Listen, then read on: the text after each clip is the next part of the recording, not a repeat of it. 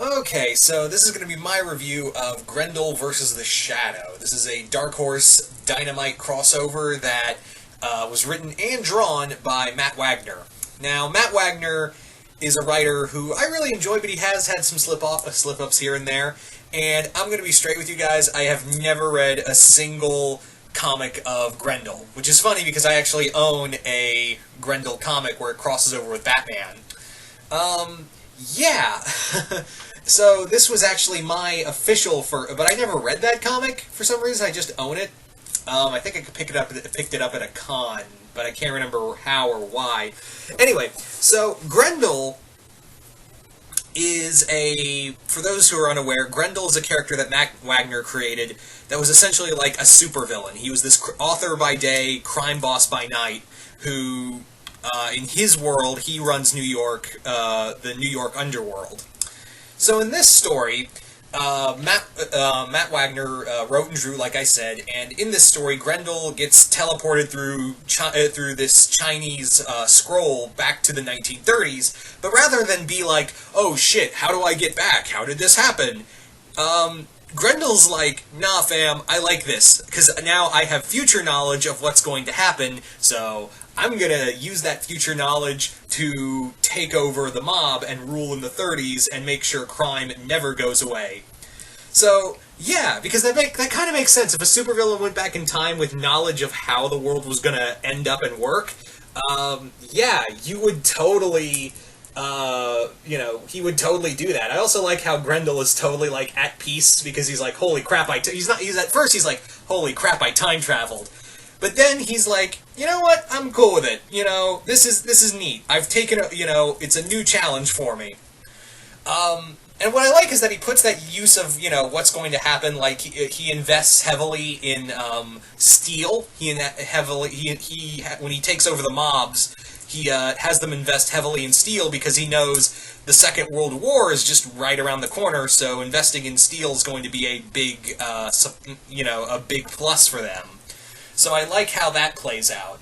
I also like in here of that even if you're not a reader of Grendel, this is pretty reader friendly for Grendel, while at the same time it doesn't showcase, hey, go read Grendel, which was kind of my problem with another crossover I picked up at MegaCon, which was the Danger Girl Army of Darkness crossover, which felt more like a pickup, hey, if you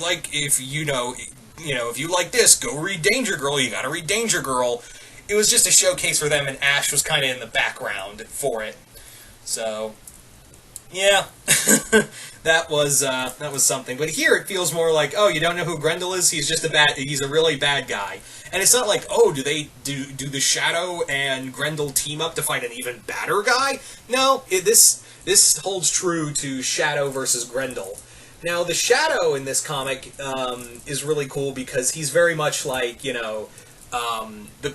crime is at a very tentative point because prohibition is about to get out, going to be taken out, and alcohol is going to be legal again, and he knows that that's going to do more harm than good to crime because when crime doesn't have anything to pay for, it's kind of like a child with nothing but time on his hands. They're going to get bored and probably start a massacre over something else and something worse.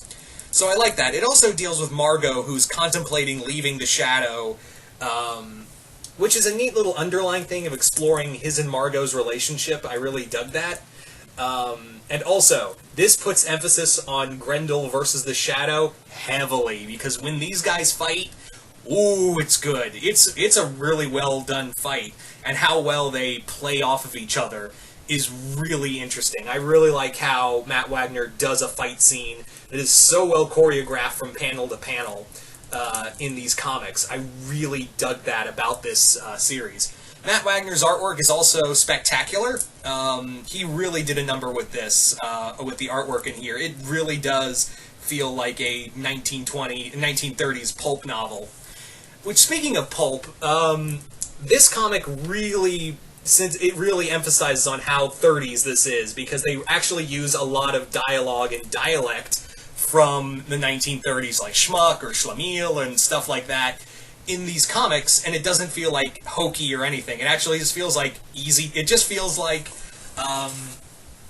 it just feels like regular dialogue between characters. It really does feel, natural, rather than just be like, oh, aren't these funny words? Ha ha ha, aren't they funny? No, Matt Wagner understands when to use these words and how to use them, and he uses them perfectly. Yeah. Also, what surprises me is that this comic is only 3 issues long. It's not some 6-issue epic.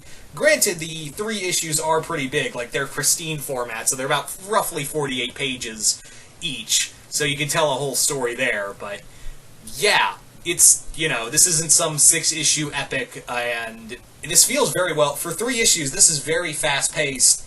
Actually, I shouldn't say fast-paced. It's actually very well paced for a 3-issue book. Like, it knows when to slow down and knows when to, when to speed up and when to use an action scene and when to do a dialogue scene.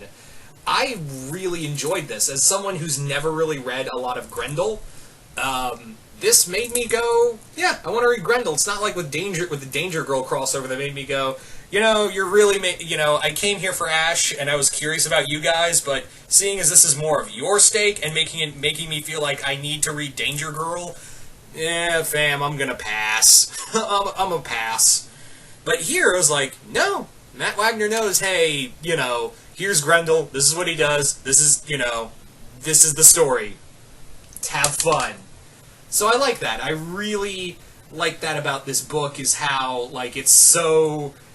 It, knows that you just came here, you came here for a good time, and if you don't know, a lot about the character, that's totally fine. He's just like, here's Grendel, here's his shtick, yeah, here's him fighting the Shadow, have fun.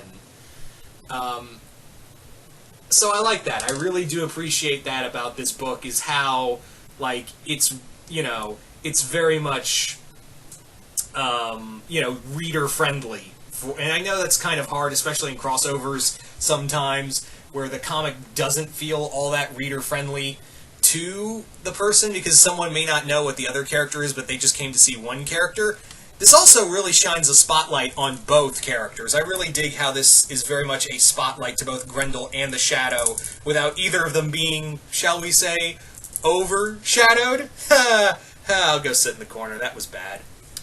So, yeah, I highly recommend this. I just picked this up on a whim for $5 in a little bin I found scrounging around while at MegaCon a couple weeks ago.